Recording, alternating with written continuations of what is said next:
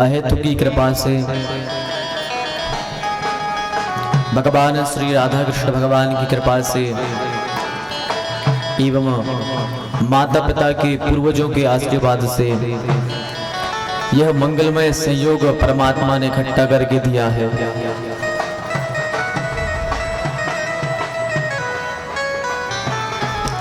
हम सब बड़े सौभाग्यशाली हैं। आज हम भगवान की अनन्य लीला का चिंतन करने के लिए विराजे हैं।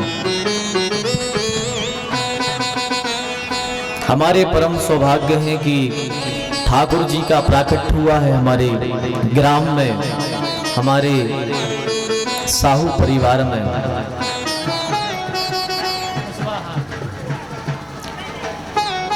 कुशवाहा परिवार बड़े ही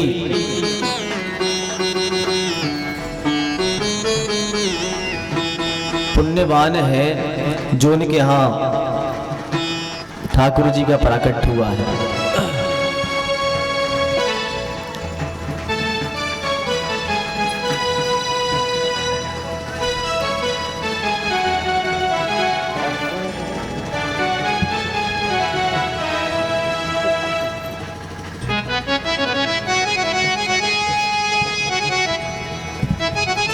भगवान का कल प्राकट्य हुआ है मथुरा में। भगवान जब प्रकट हुए तो भगवान ने वासुदेव जी से कहा कि महाराज आप एक काम करना, हमारे लिए एक सूपे में रखना और सूपे में रख करके हमें नंद बाबा के यहाँ छोड़ के आना, हमें यहां से बंधन से मुक्त कर देना।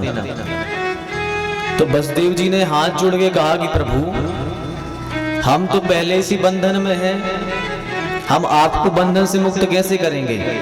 हम तो पहले से कारागृह में हैं, जेल में हैं, हाथों में हथकड़ियां लगी हैं, पैरों में बेड़ियां लगी हैं, सामने दरवाजों में ताले लगे हैं, हजारों सैनिक खड़े हैं, हम तो स्वयं ही पहले से बंधन में हैं, आपको बंधन से मुक्त कैसे करें हम? भगवान ने कहा आप चिंता न करें, आपको चिंता करने की आवश्यकता नहीं है, आप केवल कर्म तो कीजिए, रास्ते अपने आप खुल जाएंगे। और जब भगवान की कृपा होती है तो निश्चित ही सामने से सब रास्ते बंद दिख रहे हो, पर भगवान की कृपा से अपने आप रास्ता मिल ही जाता है। कभी कभी हम भी इसी विडंबना में पड़ जाते हैं, कभी कभी हम भी ऐसी मुसीबत में पड़ जाते हैं कि हमें लगता है कि अब कोई रास्ता है ही नहीं, सामने कुछ दिखाई नहीं रहा, बने रास्ते नहीं है, कहीं निकल नहीं पाएंगे। लेकिन यदि उस समय हम ठाकुर जी का ध्यान कर लें, ठाकुर जी को आगे कर लें, अपने सर पर रख लें, तो निश्चित ही ठाकुर जी सारे दरवाजे खोल देते हैं और हमें रास्ता बना देते हैं। इसका प्रमाण है वसुदेव जी के रूप में। ये घटना वसुदेव जी के साथ में घटी। हाथों में हथकड़ियां हैं, पैरों में बेड़ियां हैं, ताले लगे हैं, सैनिक खड़े हैं, 10-10 हजार सैनिक। पर जैसे ही ठाकुर जी को सूपे में रखा है वसुदेव जी ने, और जैसे ही सर पर रखा तो क्या हुआ कि अपने आप हाथों की हथकड़ियां टूट गई, अपने आप पैरों की बेड़ियां टूट गई, सारे सैनिक मूर्छित हो गए और सारे दरवाजे खुल गए। ये है भगवान को सर पर रखने का प्रभाव। सर पर रखने का अर्थ क्या है? सर पर रखने का अर्थ ये है कि सब कुछ भगवान पर छोड़कर निश्चिंत होकर के अपना काम करो,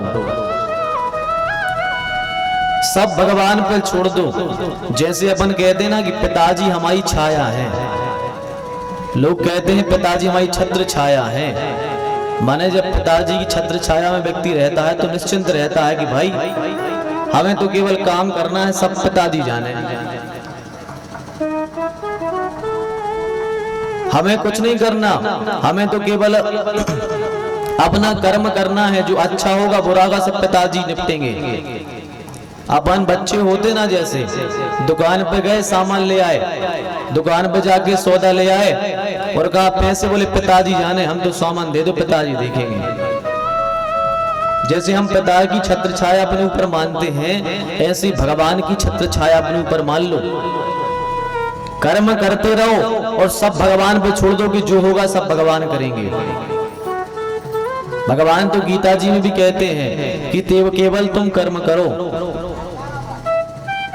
फल की चिंता मत करो।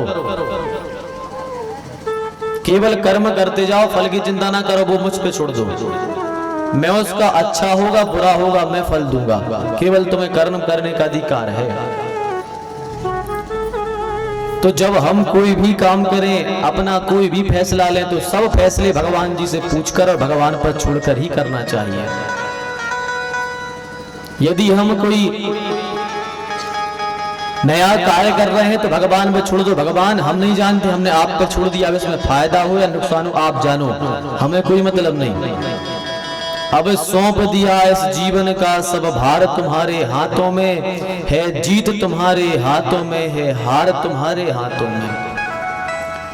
सब भगवान पे छोड़ दो कि जीत होगी तो तुम्हारी होगी, हार होगी तो तुम्हारी होगी, हमारा कुछ नहीं जा रहा। जब यह भावना हमारे मन में आ जाती है तो निश्चित ही हमारे संसार सागर के सारे बंधन अपने आप खुल जाते हैं। जैसे वसुदेव जी के सामने सारे दरवाजे खुल गए, सारे सैनिक सो गए और हाथ की हथकड़ियां खुल गई, पैर की बेड़ियां खुल गई, सब बंधन छूट गए। क्यों? क्योंकि भगवान को अपने सर पर रख लिया था। वसुदेव जी भगवान को लेकर के चले, जैसे ही चले मथुरा के मध्य में यमुना जी पड़ती हैं। अब यमुना जी ऊपर से जल की बारिश हो रही है, मंद मंद बारिश हो रही है, बिजलियां कड़क रही हैं। भगवान को सूपे में रखे हैं और बढ़िया चले जा रहे हैं। जैसे यमुना जी में प्रवेश किया, यमुना जी पहले तो घुटनों तक थी, लेकिन जैसे ही वसुदेव जी आगे बढ़ते जाए, यमुना जी का जो जल है वो भी बढ़ता जाए। एक संत ने कितनी प्यारा इसका उदाहरण कहा है, बोले यमुना जी का जल क्यों बढ़ रहा था? बोले इसलिए बढ़ रहा था क्योंकि यमुना जी ठाकुर जी को प्रणाम करना चाहती थी, ठाकुर जी का स्पर्श करना चाहती थी यमुना जी। जल इतना बड़ा कि नंद बाबा का जो है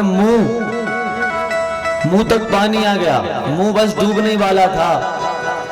कन्हैया ने सोचा यदि ऐसा रहा कि यमुना जी का जल बढ़ता रहा तो हमारे पिताजी ऐसा ना हो कि जल में कोई नुकसान हो जाए। और भगवान ने एक भाव लगाया। एक संत कहते हैं यमुना जी है वसुदेव जी की बहू, और भगवान ने सोचा बहू इतना उफान मार रही है, कालिंदी के साथ में विवाह होगा भगवान कभी आगे। यमुना जी के साथ में विवाह हुआ भगवान का, तो वसुदेव जी की लगी बहू। तो भगवान ने मन में सोचा कि बहू का सास ससुर के ऊपर इतना आना अच्छा नहीं है।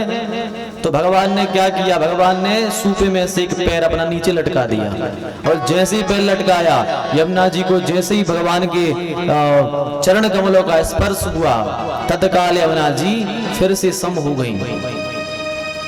वसुदेव जी लेकर के नंद महल पहुंचे। नंद महल में पहुंच करके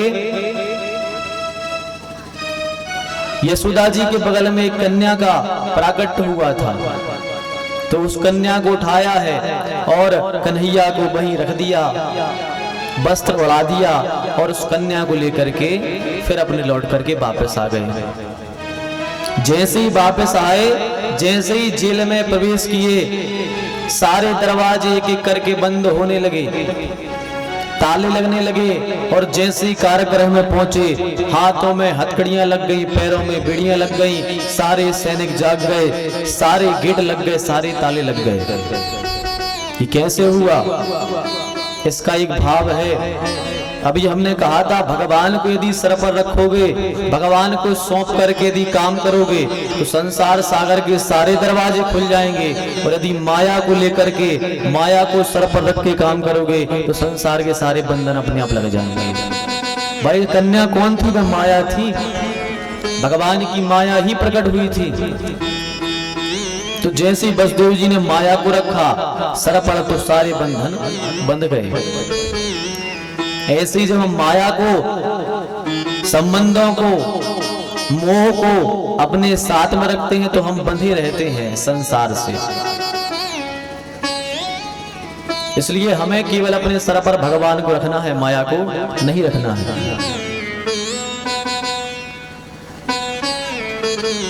जैसे यहाँ पर प्रातः काल हुआ, कंस को पता लगा कि कन्या का प्राकट हुआ है।